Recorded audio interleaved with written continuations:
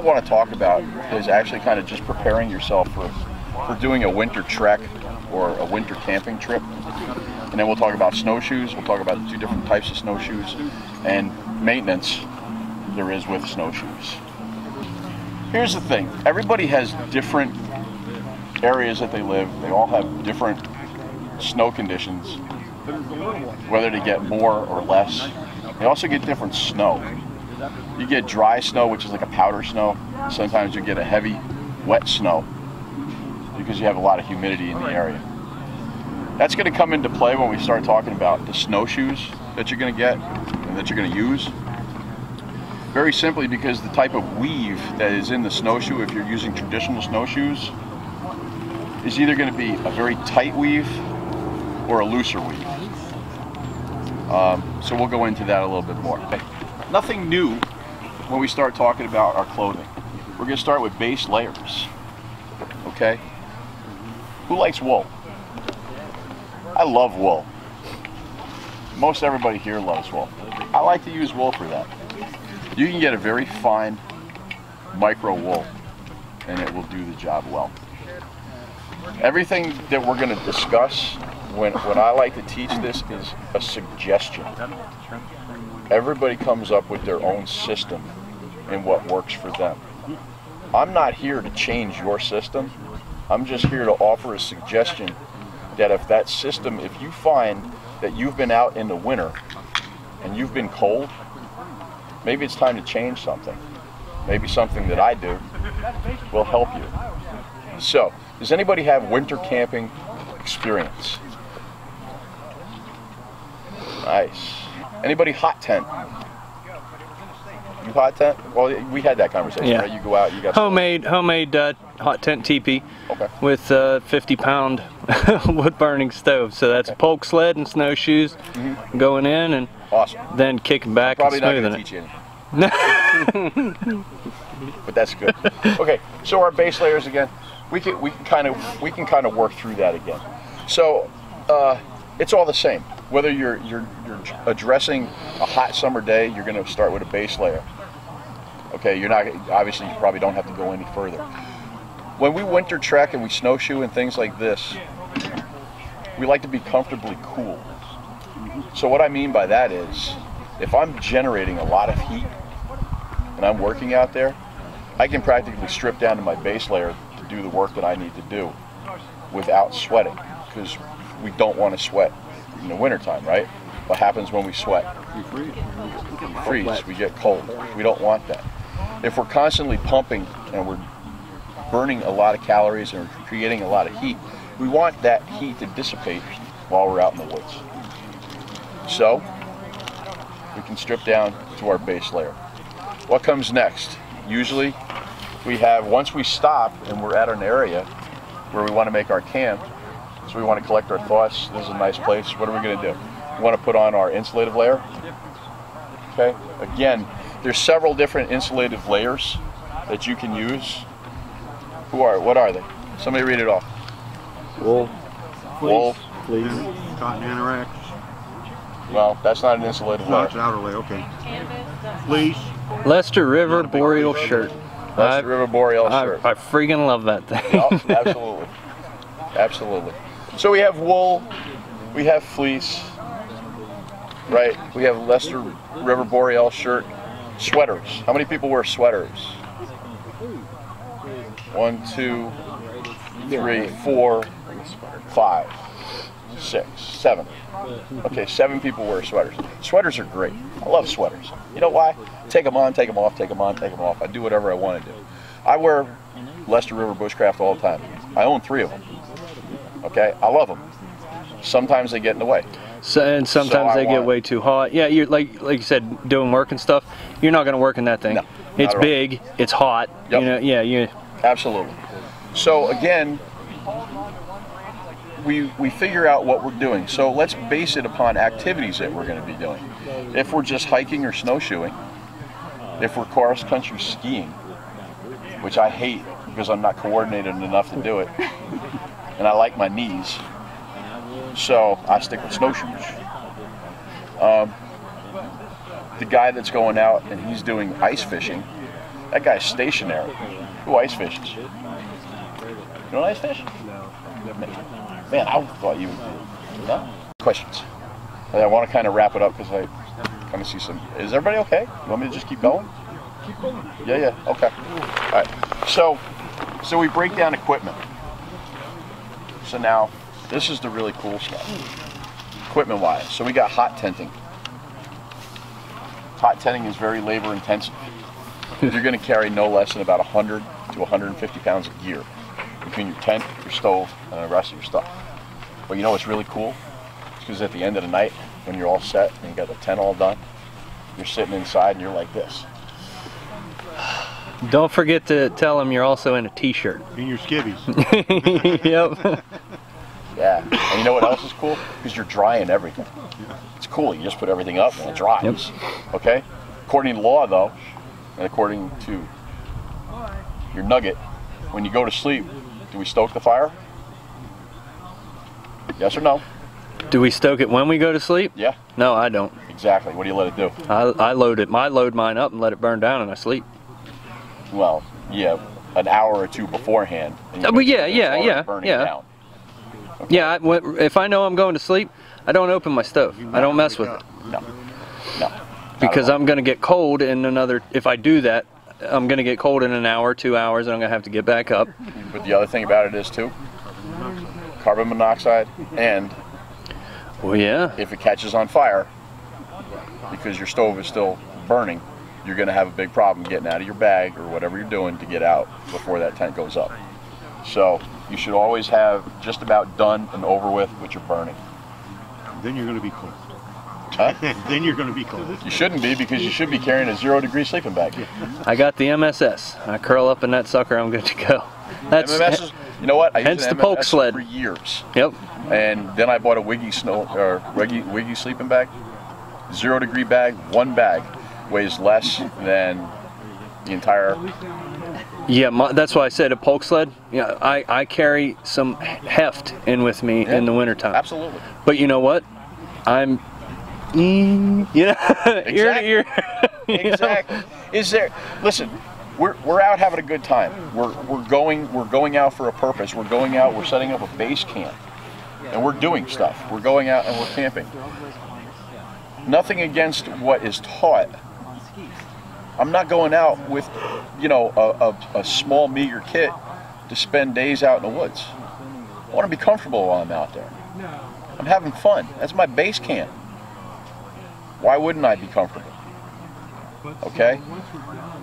Take your head out of the survival mode for a second, or what you perceive to be survival mode, because you're out there having fun. If you screw up and you get into a survival mode, then do what you need to do. But right now, we are talking about going out and having fun. We're talking about snowshoeing. We're talking about winter camping. We're talking about ice fishing. We're talking about cross-country skiing. We're talking about maybe we're talking snowmobiling. Maybe you got your sled hooked up to the back of a snowmobile, and maybe that's taking all your gear out there with Oh man, I wish. You know what I mean? You know, everything does not have to be pointed towards survival. Okay? It just doesn't have to be. You're doing something before you get to that survival mode. It's like when guys go out and they practice their skills. They're like, I'm going out and practicing survival. Well, you are. So you're at death's door, and you're doing what?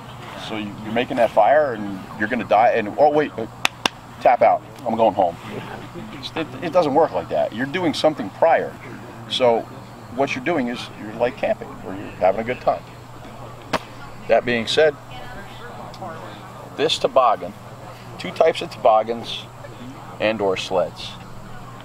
This toboggan right here is 9 feet long.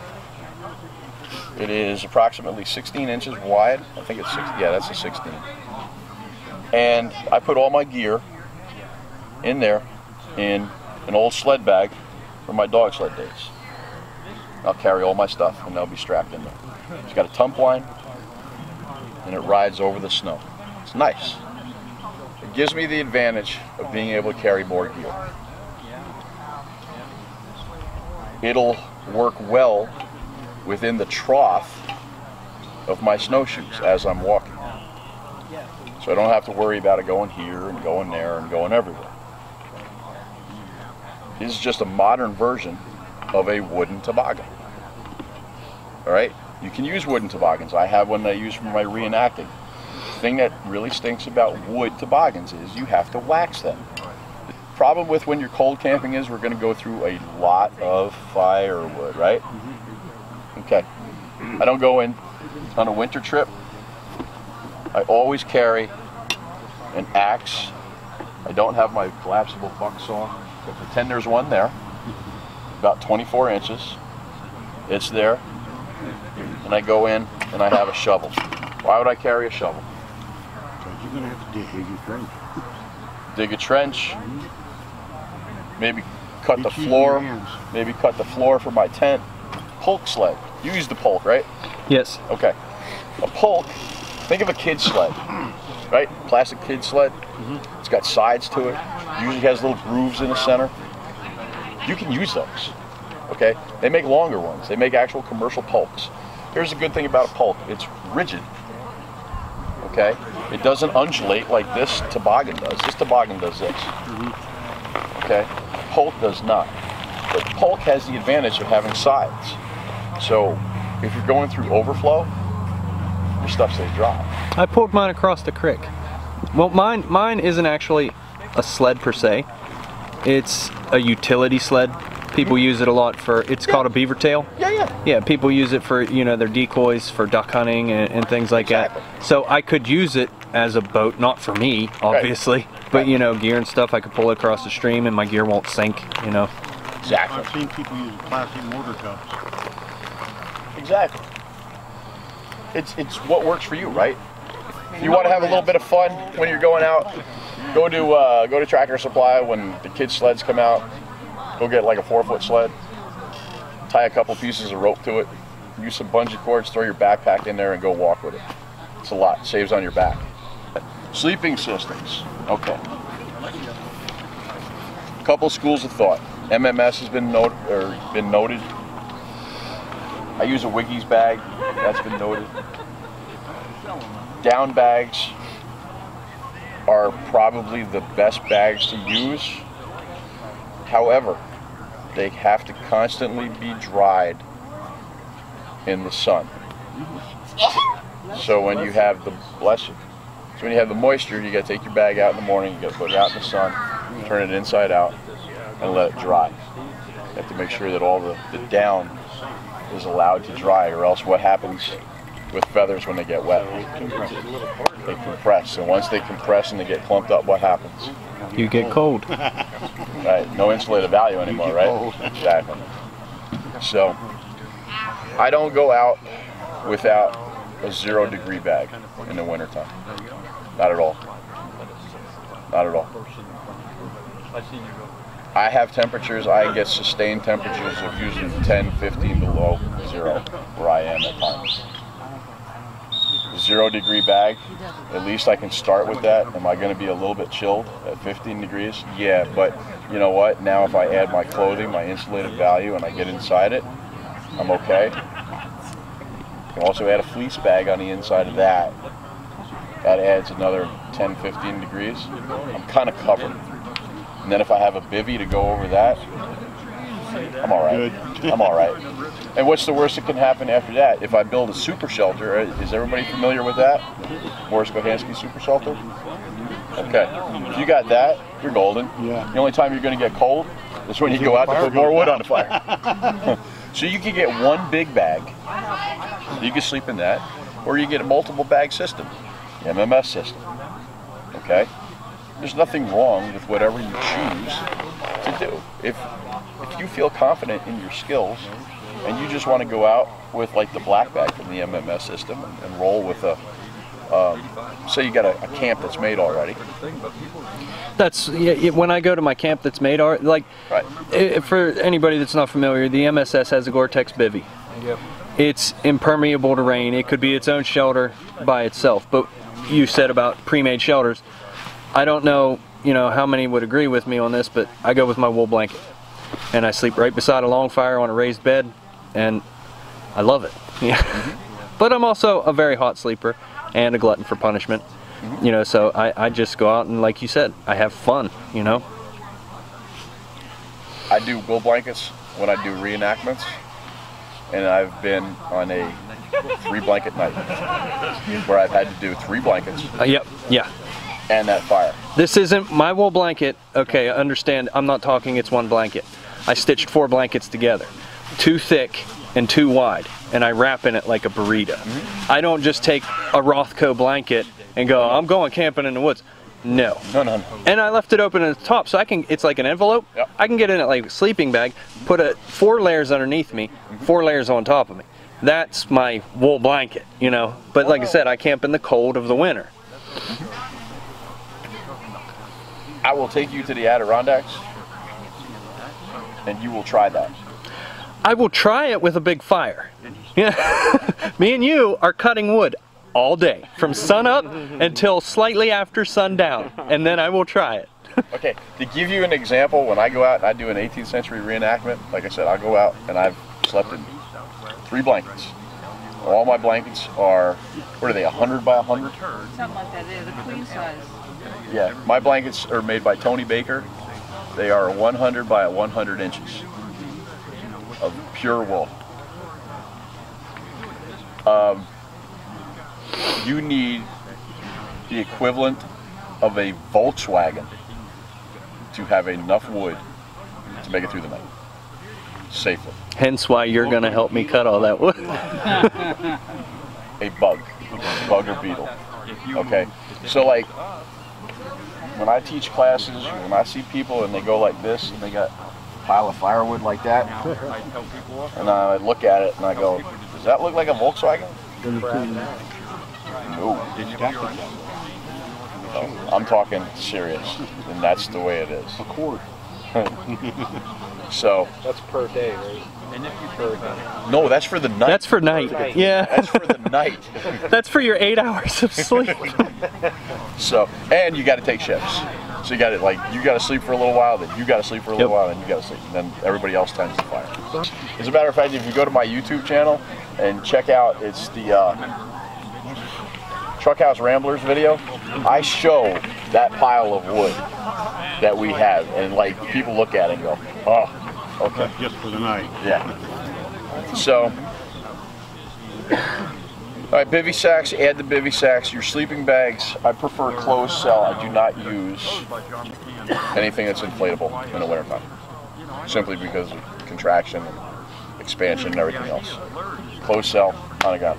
If you can sleep on a nice bed of boughs, that's really great, but a lot of times too, we do have to be mindful of our resources and, ecology. You know, if everybody continues to go out and cut boughs and cut, 75 to 100 boughs to make a bed, pretty soon you keep using that one spot, you're not going to have any boughs, you're not going to have any trees, you're going to kill the trees. It does nobody any good after that point. So just be a little bit mindful of it, and always whatever you carry out or carry in, carry out. You don't want to leave a mess for the next guy.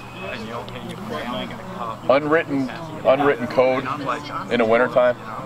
You have leftover firewood. Leave the firewood, but stand it straight up in the air. Because if you leave it on the ground and it snows, nobody else finds that firewood. So leave it up and stand it up.